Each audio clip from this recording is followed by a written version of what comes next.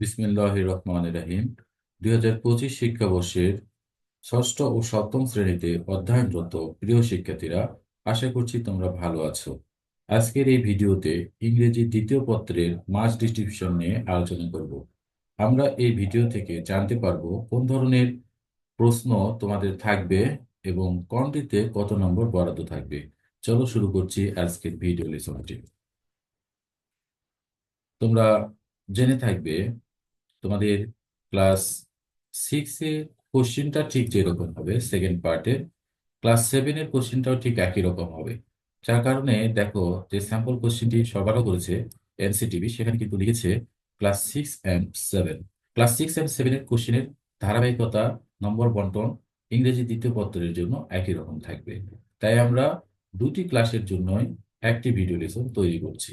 চলো শুরু করি। তোমাদের সেকশন এতে থাকবে গ্রামার। ঠিক আছে, গ্রামারের কোশ্চেন নাম্বার ওয়ানে থাকবে আর্টিকেল, অর্থাৎ এ অ্যান্ড দা এবং ক্রস ব্যবহার করে তোমাদের আর্টিকেলের নিয়ম অনুসারে তোমাদের গ্যাপ ফিলিং গুলো, নিচের গ্যাপ গুলো পূরণ করতে হবে। এখানে তোমাদের দেওয়া থাকবে 8টি গ্যাপ, প্রত্যেকটা গ্যাপে থাকবে হাফ নাম্বার করে। এখানে টোটাল নাম্বার বরাদ্দ থাকবে তোমাদের জন্য 4। চলে এসো দ্বিতীয় কোশ্চেনটিতে। দ্বিতীয় কোশ্চেনটি হচ্ছে তোমাদের প্রিপোজিশনের উপরে কোশ্চেনগুলো থাকবে। এখানে কিছু জেনারেল প্রিপোজিশন থাকবে, যেখানে প্রিপোজিশনের সরাসরি ব্যবহার মোতাবেক হবে। আর কিছু থাকবে অ্যাপ্রোপ্রিয়েট প্রিপোজিশন, অর্থাৎ অ্যাপ্রোপ্রিয়েট প্রিপোজিশন বলতে বোঝাচ্ছে যে শব্দের পরে প্রিপোজিশনটা নির্ধারিত প্রিপোজিশন, সেটি ছাড়া অন্যটি বসানো সম্ভব নয়, এরকম।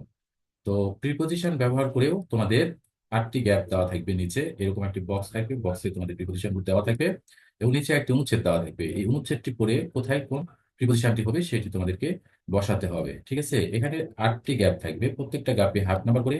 মোট নাম্বার থাকবে এখানে 4 তোমাদের জন্য। চলে আসো কোশ্চিন নাম্বার থ্রিতে।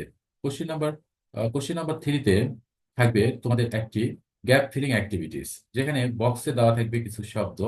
ঠিক আছে, বিভিন্ন পার্টস অফ পিসের কিছু শব্দ এখানে দেওয়া থাকবে। এই শব্দগুলো ব্যবহার করে তোমাদের নিচের এই গ্যাপ ফিলিং অ্যাক্টিভিটিসটি করতে হবে। ঠিক আছে, এখানে তোমাদের গ্যাপ দেওয়া থাকবে 10টি, প্রত্যেকটিতে হাফ নাম্বার। টোটাল মার্কস থাকবে এখানে 5। প্রিয় শিক্ষার্থী, তোমাদের নিচে এরকম স্যাম্পল কোশ্চেন গুলো, কোশ্চেনের অ্যান্সার গুলো এখানে করে দেওয়া রয়েছে।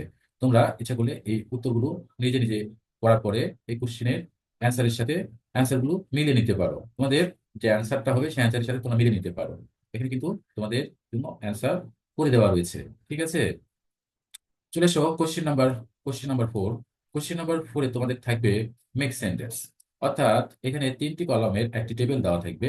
সেখান থেকে সেন্টেন্সের একটা অংশ এখান থেকে নিবা, এখান থেকে একটা অংশ নিবা, এখান থেকে একটা অংশ নিবা, নিয়ে তোমাদেরকে যথাযথ বাক্য তৈরি করতে হবে। এখানে 4টি বাক্য তৈরি করতে হবে, প্রত্যেকটি বাক্যে 1 নম্বর করে থাকবে। টোটাল মার্কস থাকবে এখানে 4। দেখো নিচে কিন্তু এখানে স্যাম্পল অ্যান্সার করে দেওয়া রয়েছে। তোমরা ইচ্ছা করলে নিজে অ্যান্সার তৈরি করে এই অ্যান্সারের সাথে মিলিয়ে নিতে পারো তোমার অ্যান্সারটি। কোশ্চেন নাম্বার 5 এ থাকবে ট্রান্সফরমেশন অফ সেন্টেন্স, অর্থাৎ চেঞ্জিং সেন্টেন্স দেওয়া থাকবে। ঠিক আছে, অর্থাৎ assertive two interrogative, interrogative two assertive, exclamatory two assertive, assertive two exclamatory, assertive two imperative, positive, comparative, superlative. এইরকম চেঞ্জ গুলো, ভয়েসের চেঞ্জ গুলো, অ্যাক্টিভ থেকে প্যাসিভ, প্যাসিভ থেকে অ্যাক্টিভ, এই চেঞ্জ গুলো এখানে দেওয়া থাকবে। ঠিক আছে, এগুলো মিলিয়ে তোমাদের 5টি সেন্টেন্স এখানে দেওয়া থাকবে। 5টা তুমি যদি সঠিকভাবে করতে পারো, এখানে টোটাল মার্কস তুমি পেয়ে যাবে 5। ঠিক আছে, অর্থাৎ এখানে 5 সেন্টেন্স থাকবে। 5 সেন্টেন্স তোমাদেরকে কি করতে হবে? চেঞ্জ করতে হবে। এখানে যেরকম নির্দেশনা দেওয়া থাকবে, দেখো এখানে যে ব্র্যাকেটের ব্র্যাকেটের মাঝখানে নির্দেশনা দেওয়া রয়েছে কোন সেন্টেন্সটিকে কোনটাতে রূপান্তরিত করতে হবে। এরকম ভাবে তোমাদের এখানে প্রত্যেকটি সেন্টেন্সে 1 নম্বর করে থাকবে। টোটাল 5টি সেন্টেন্স থাকবে, 5টি সেন্টেন্সে 5 মার্কস থাকবে। এখানে স্যাম্পল অ্যান্সার দেওয়া রয়েছে, তোমরা অ্যান্সার গুলোর সাথে মিলিয়ে দিতে পারো তোমার উত্তরটি। কোশ্চেন নাম্বার 6 আসো। কোশ্চেন নাম্বার 6 থাকবে তোমাদের right from of the parts. ঠিক আছে, কোশ্চেন নাম্বার 6 থাকবে right from of the parts, অর্থাৎ এই যে এখানে ব্র্যাকেটে একটা বার্বস এরকম দিয়ে রাখবে। এইভাবে এই সেন্টেন্স মোতাবেক এই বার্বের এখানে কোন ফর্মটা হবে সেই ফর্মটা তোমাদেরকে বসাতে হবে। এভাবে তোমাদেরকে রুল 6টা পূরণ করতে হবে। রুল 6-এ এখানে তোমাদের 8টি গ্যাপ থাকবে, প্রত্যেকটা গ্যাপে 5 নম্বর করে। টোটাল মার্কস থাকবে এখানে 4। কোশ্চেন নাম্বার 7-এ চলে এসো। কোশ্চেন নাম্বার 7-এ থাকবে পাংচুয়েশন অ্যান্ড ক্যাপিটালাইজেশন। ঠিক আছে, তোমাদের থাকবে পাংচুয়েশন মার্কস এবং ক্যাপিটালাইজেশন, অর্থাৎ যদি বিরাম চিহ্নের ব্যবহার এবং কোথায় বড় হাতের কোথায় ছোট হাতের লেটার হবে সেগুলো তোমাদেরকে সুন্দর করে সাজিয়ে গুছিয়ে এই প্যাসেজটা পুনরায় আবার লিখতে হবে। এখানে স্যাম্পল অ্যান্সার করে দেওয়া রয়েছে, তোমরা স্যাম্পল অ্যান্সারটি দেখে নিতে পারো।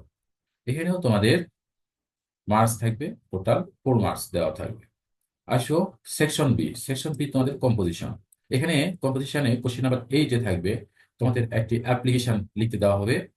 এই অ্যাপ্লিকেশনটা তোমাদেরকে সুন্দর করে লিখতে হবে। এখানে অ্যাপ্লিকেশনে মার্কস দেওয়া থাকবে 8 মার্কস দেওয়া থাকবে তোমার অ্যাপ্লিকেশনে। ঠিক আছে। Question number 9। কোশ্চেন নাম্বার 9-এ দেওয়া থাকবে একটি কম্পোজিশন। ঠিক আছে। এই কম্পোজিশনটা তোমাকে 200 ওয়ার্ডস এর মতো লিখতে হবে। এখানে মার্কস থাকবে 12। ঠিক আছে। তো কম্পোজিশন কম্পোজিশন পার্টে তোমাদের মার্কস থাকবে টোটাল 20 নাম্বার থাকবে। আর গ্রামার পার্টে তোমাদের নাম্বার থাকবে 30। এই মিলে তোমাদের 50 নাম্বারের পরীক্ষা হবে ইংরেজি দ্বিতীয় পত্রের। ঠিক আছে।